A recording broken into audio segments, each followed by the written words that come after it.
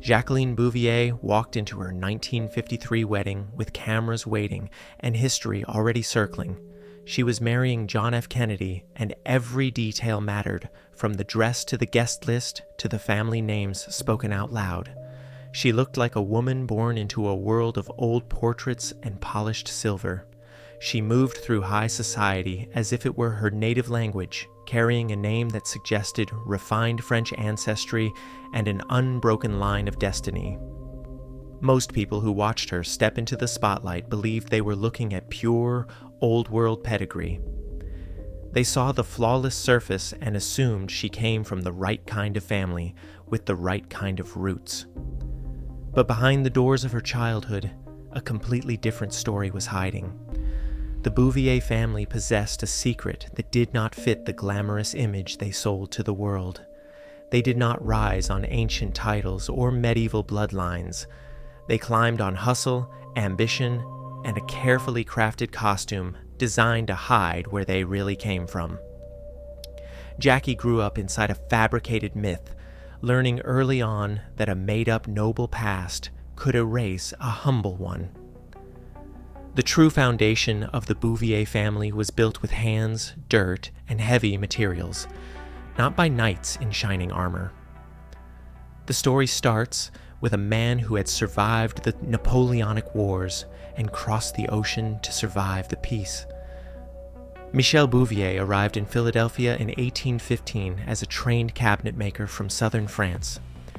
He stepped into a raw, young country with no guaranteed safety net, facing the immediate problem of feeding a family in a new land. He chose to work in practical trades. He became a furniture maker and a firewood dealer. He aimed his craft at elite clients, building a thriving business that reached powerful people like Joseph Bonaparte. But a man dealing in wood does not become a magnate overnight.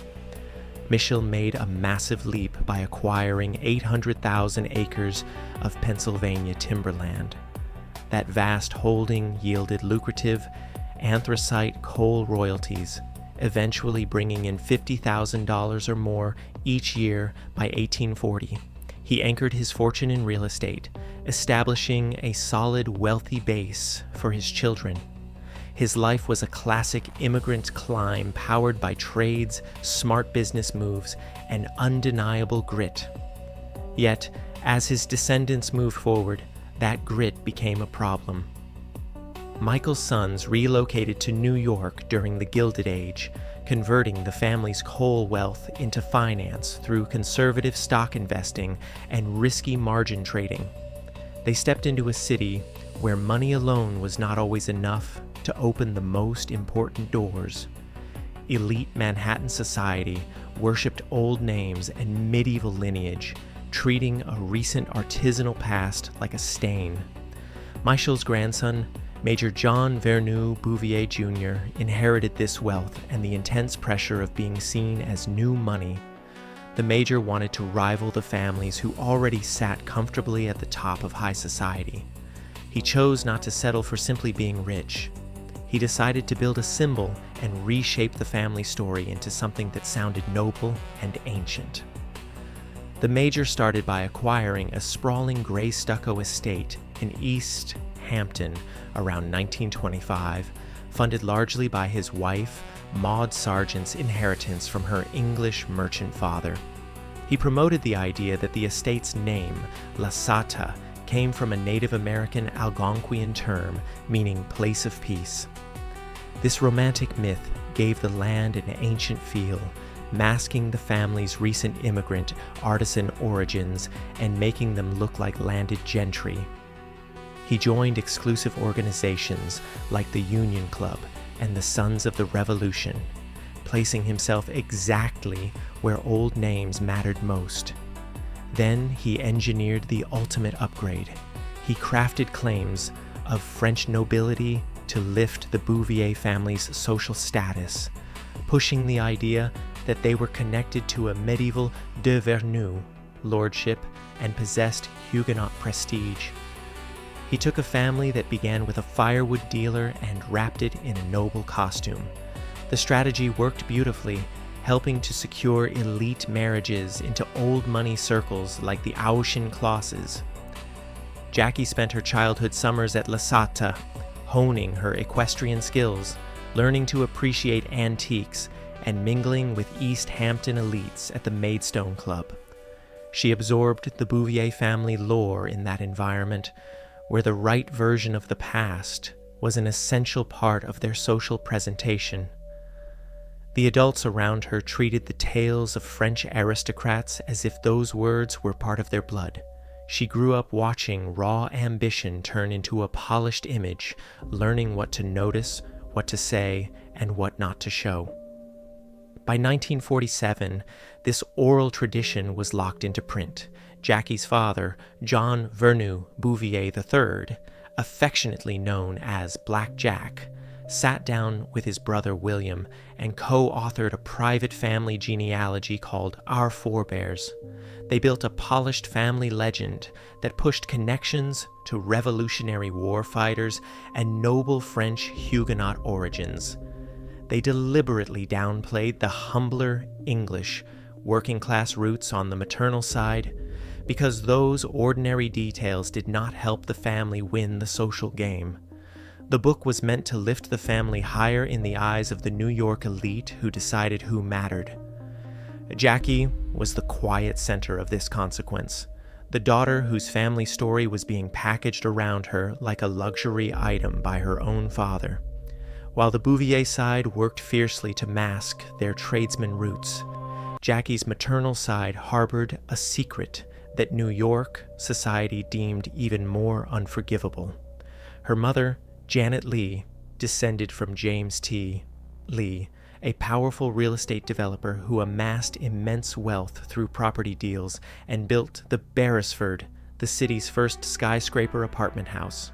He was a man who climbed the ladder and shaped the city's skyline, but James T. Lee's parents, Thomas Lee and Maria Curry, were Irish immigrants who had fled the devastating potato famine, leaving hunger behind for a chance at survival in America. In early 20th century Manhattan, top social circles were strictly guarded by old Anglo-Protestant lines. Irish Catholic roots were often met with harsh prejudice, severely limiting a family's ability to rise.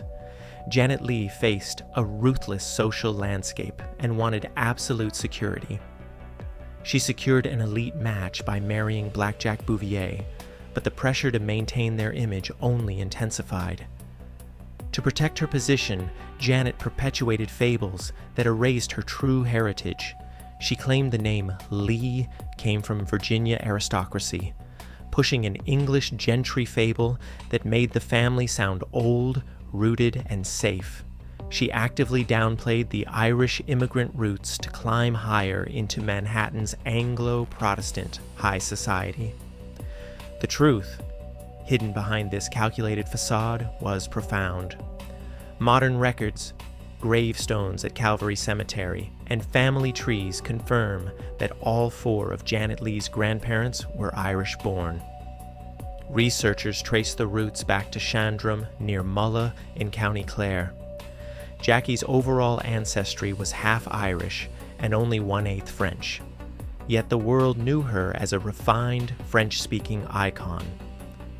The family chose to hide the most powerful part of their climb, the famine wave survival and the Irish Catholic reality, because the social world around them treated that history as a liability. Jackie inherited this system where success depended entirely on controlling the story. She learned how far a polished image could travel and how vulnerable a family remained when the foundation was built on omissions. The cracks in the perfect picture occasionally showed in painful public ways. On her wedding day in 1953, the carefully managed Bouvier story fractured when Black Jack Bouvier arrived drunk. He was so unsteady that he could not perform the one role society expected of him, forcing Jackie's stepfather, Hugh Auchincloss, to step in and give her away. Jackie still walked down the aisle and joined two powerful families while the whole country watched, standing in a spotlight while her family's private trouble played out in real time. She spent her life guarding the fragile seams of her family's costume. The ultimate threat to this carefully curated world did not come from a jealous outsider or a probing journalist. It came from blood. In 1969, Jackie's first cousin, John H. Davis, published a book titled The Bouvier, Portrait of an American Family. Davis used preserved family papers and public records to uncover the truth, treating the family story like a question that needed factual answers rather than a legend needing another coat of polish. He found that the self-promulgated noble French ancestry, including the absurd ties to Louis XIV knighthoods, was largely fabricated. He debunked the aristocratic myths and placed the Bouvier squarely in the world of immigrant stock after the 1700s. Davis traced the roots back to Michel Bouvier, a Napoleonic foot soldier who rebuilt his life, making furniture and selling firewood. The documents revealed a chain of descendants who worked as carpenters, cabinet makers, hairdressers, and tobacconists. This was honest, skilled work, representing a slow climb through the petit bourgeois world of small business and tradespeople. For the Bouvier, the revelation was a disaster. The problem was not that these ordinary jobs were inherently shameful. The problem was that they had loudly claimed medieval lordships for so long that the plain truth felt like utter humiliation. Davis also detailed accounts of Blackjack Bouvier's alcoholism and womanizing, turning a glamorous narrative into something unstable and messy. He pulled open the door on behavior the family desperately wanted to keep hidden, changing the emotional weather of the entire clan. The backlash was immediate and severe. The revelations shattered the elite myth, and Jackie was furious enough to cut ties with her cousin. She decided exactly who stayed inside her circle, acting as a fierce guardian of the boundary around her name. Her sister Lee Radziwill was also angry and fiercely protective of the family image. The rift deepened further when Davis published another book, Dynasty and Disaster, in 1984, cementing his status as a family outcast. Jackie refused to be dragged down by the exposed documents, managing the symbols and curating what the public saw, just as her world had trained her to do. Jackie passed this legacy of image management down to the next generation.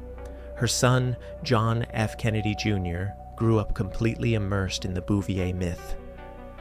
Before he became widely known as America's Prince, he was a child moving through a carefully staged world where his identity was already wrapped in heavy labels like Kennedy and Camelot. Jackie shielded her son from the bitter family rifts caused by Davis's book, limiting his exposure to the harsh public correction. She selected what the world saw, and she carefully selected what her child had to carry. In JFK Jr.'s formative years, the stories of refined Huguenot gentry and medieval knights served as quiet background music.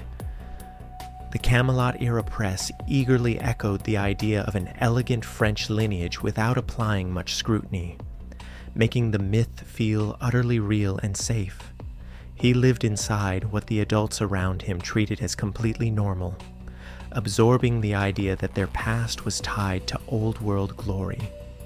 Yet, an undeniable irony sat quietly in the dictionary. The very name Bouvier derives from an old French word meaning ox herder or cow herd. It was a peasant job, rooted in dirt, animals, and plain pastoral labor. The family wanted noble meaning, so they leaned hard into a glamorous version, avoiding looking closely at what their own name actually meant. They treated the noble fantasy as the far safer inheritance, turning a human truth into something they felt they must hide. JFK Jr. spent his entire life being watched and admired through a lens that always demanded elegance, fed by a ready-made glow of French nobility. He grew up inside a world where presentation was paramount, learning early that you do not just inherit a past, you present one. He carried a legend like a family heirloom, navigating the intense contrast between a polished public surface and a complex personal reality. Jacqueline Bouvier Kennedy Onassis lived at the exact intersection where raw immigrant ambition transformed into effortless grace. She did not invent the American obsession with reinvention, but she became its absolute master. As a young girl riding horses in East Hampton, she learned that a family could rewrite its own history, erasing sawdust and struggle to project timeless superiority. She later lived long enough and grew sharp enough to privately question the fairy tale her great-grandfather had built, showing skepticism about the noble claims. She recognized the plain wood hiding beneath the velvet, yet, when the myth was publicly threatened, she fiercely defended what the Bouvier name was supposed to mean. She took the messy reality of life and dressed it in unparalleled culture, making a rough political world look like a refined royal court. The grace the public worshipped did not just drop out of the sky. It was meticulously practiced, fiercely protected, and paid for with a hidden history. Her maternal ancestors fled starvation in Ireland to build skyscrapers in Manhattan, only to have their descendants pretend they hailed from English gentry. Her paternal ancestors swung from Napoleonic battlefields to Philadelphia trades, striking coal riches before inventing ties to medieval lords. The true story of the family is not a simple aristocratic costume. It is a profound American climb powered by staggering money, brilliant timing, and brutal choices about what to erase. The woman who mesmerized the globe did not need a fake title to be unforgettable. She carried the immense weight of the image, holding a composed surface steady even when the foundation violently shifted. She proved that the most powerful legacies are rarely the ones we inherit through blood. They are the stories we convince the world to believe,